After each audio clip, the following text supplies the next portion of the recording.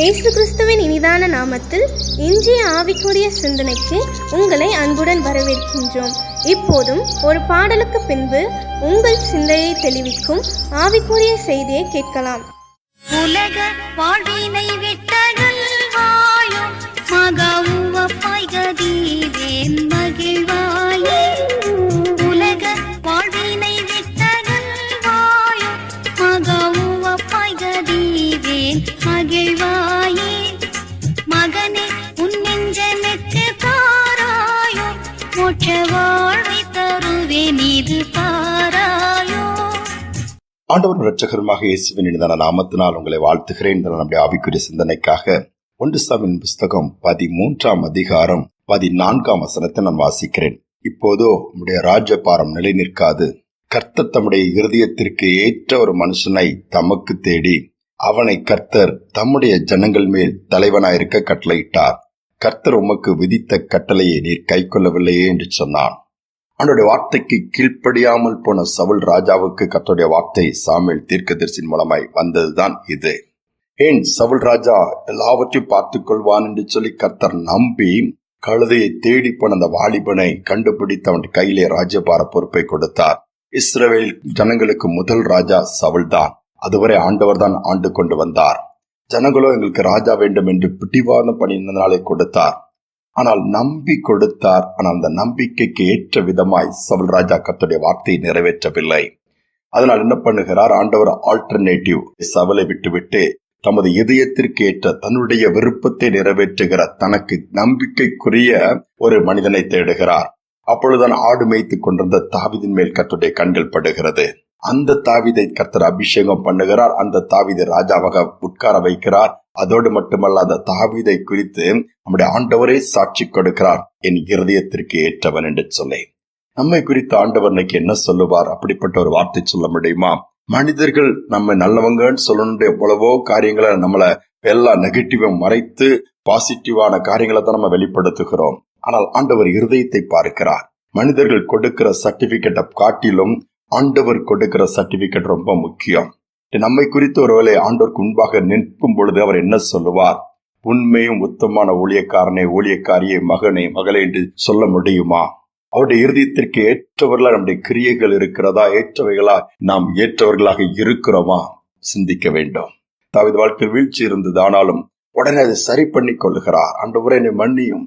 மீண்டுமா எழுந்து ஆண்டவருடைய வார்த்தை நிறைவேற்றுவதிலே, ஆண்டவருடைய சித்தத்தை செய்வதிலே, ஆண்டவருடைய இருதயத்திற்கு ஏற்றவைகளை நிறைவேற்றுவதிலே முக்கியத்துவம் கொடுக்கிறார்.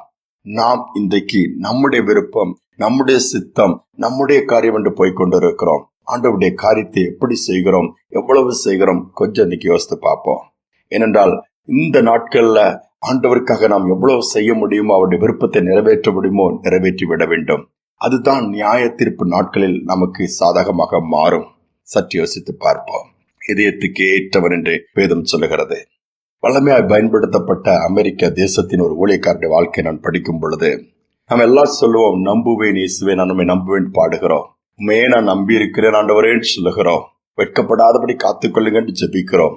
ஆனா அந்த ஊழியர் பெரிய வல்லமையாய் பயன்படுத்தப்பட்ட அந்த நாட்கள்ல ஆயிரக்கணக்கான லட்சக்கணக்கான ஜனங்கள் கூடியிருப்பார்கள். அந்த மைதானத்திலே அவர் பிரசங்கிக்க போவதற்கு முன்பாக தன்னுடைய ஜெப அறையிலே படுத்து புரளுவாராம். என்ன சொல்லி ஜெபிப்பாரா? ஆண்டவரே நீங்க வாங்க, நீங்க தான் வல்லமையா வெளிப்படணும், அற்புதங்கள் நடக்கட்டும், அப்படியெல்லாம் சொல்ல மாட்டாராம். மாறாக, என்னை நம்புங்க ஆண்டவரே, என்னை நம்புங்க, நீர் சொன்னதை நான் செய்வேன், நீர் சொன்னதை நான் பேசுவேன், நம்புங்கன்னு சொல்லி அழுது புரண்டு பல மணி நேரம் அந்த அறையிலே புலம்புவாராம், அழுவாராம், ஜெபிப்பாராம், காத்து கிடப்பாராம். ஆண்டவருடைய வார்த்தை வரும் வரை, எந்த வார்த்தை? மகனே நான் உன்னை நம்புகிறேன், நீ போய் பிரசங்கி, மகனே நான் உன்னை நம்புகிறேன், நீ போ என்று சொல்லும் வரை அந்த ஊழியர் அந்த அறையை விட்டு வெளியே வரமாட்டாராம். அந்த வார்த்தை ஆண்டவருக்கு பெற்றுக்கொண்டவுடன் ஆயிராக்கியத்தோடு போய் சிங்கத்தை போல கர்ஜிப்பாரா. அத்தனை ஜனங்களையும் அந்த வார்த்தைகள் ஒழுக்குமா, மனம் திரும்புவார்களாம். ஒரு பெரிய மனம் திரும்புதலின் ஆவி ஊற்றப்படும். லட்சக்கணக்கான ஜனங்கள் கர்த்தர் பக்கம் திரும்புவார்கள். ஒரு எழுப்புதலின் தீய பற்ற வைத்தார், அசைத்தார். ஆண்டவரை நாம நம்புறோம். ஆனா ஆண்டவர் நம்ம நம்புகிற அளவுக்கு நம்பிக்கைக்குரியவர்களா நம்ம இருக்கிறோமா? ஜெபிப்போம். அன்பின் தகப்பனே, நாங்க அநேக நேரம் நம்புகிறோம் என்று பாடுகிறோம், உண்மைதான் நம்பி இருக்கிறோம் சொல்லுகிறோம். அதே நேரத்துல உங்களுக்கு நாங்க நம்பிக்கைக்குரியரா அநேக இடத்துல இல்லப்பா. இதனால் எங்களை தாழ்த்தி ஒப்பு கொடுக்கிறோம். இருதயத்தின் விருப்பத்தை நிறைவேற்றுகிறவர்களா எங்களை மாற்றுங்க. நாங்கெல்லாம் எங்க விருப்பதான் நிறைவேற்றுங்க ஆண்டவரே, இதெல்லாம் வேண்டும் அது வேண்டும் என்று பெரிய லிஸ்டை கொடுக்கிறோம், ஜெபிக்கிறோம். என் பதில் கொடுக்கிறீர், செய்து கொடுக்கிறீர், ஆனால் அதை மறந்து விடுகிறோம். இந்த நாளிலும் கூட இந்த சிந்தனைகளை கிறிஸ்துவுக்கு பிரியமாய், கிறிஸ்துவின் சிந்தையாய், உம்மை பிரியப்படுத்துகிற ஒரு வாழ்க்கை, இப்படி சித்தத்தை செய்கிற ஒரு வாழ்க்கை எங்களுக்கு ஏற்படுத்தி கொடுங்கப்பா. அப்படிப்பட்ட சிந்தை இந்த கேட்டுக்கொண்டிருக்கிற ஒவ்வொருவருக்கும் உண்டாகட்டும். எல்லாவற்றிலும் உம்மை நம்பி உம்முடைய விருப்பத்தை நிறைவேற்ற ஒரு நாள் சொல்லணும், கொடுத்ததுல கொஞ்சத்தில் உண்மையா இருந்த, கொடுத்த கொஞ்ச காரியத்துல உண்மையா இருந்தா பாராட்டணும்பா. வார்த்தைகள் எங்களுக்கு எங்கள் வாழ்க்கையில அதற்கு தகுதியுள்ளவர்களை எங்களை மாற்றுங்க. துதிக நம்மை ஏற்றுக்கொள்ளும் இயேசுவின் நாமத்தில் பிதாவே, ஆமேன், ஆமேன். நம் ஆண்டவருக்கு முழுவதும் நம்மை கொடுப்போம். நம்மை நம்பி கொடுத்த பொறுப்புகளை அவர் வரும் வரை உண்மையாய் அவருடைய விருப்பத்தின்படி செய்து காத்துக்கொள்வோம். சிந்தனையோடு இந்த நாளை தொடருவோம்.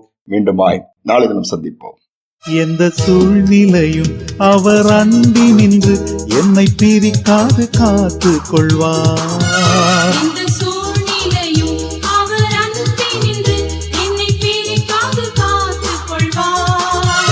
என்னை நம்பியவர் வந்த பொறுப்பதனை அவர் வரும் வரை காத்து கொள்வேன்.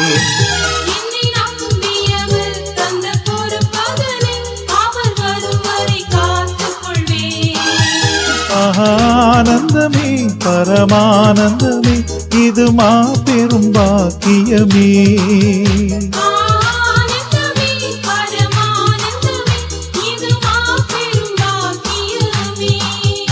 இந்த பாதலத்தின் சொந்தக்காரர் அவர், எந்த உள்ளத்தில் சொந்தமானார்.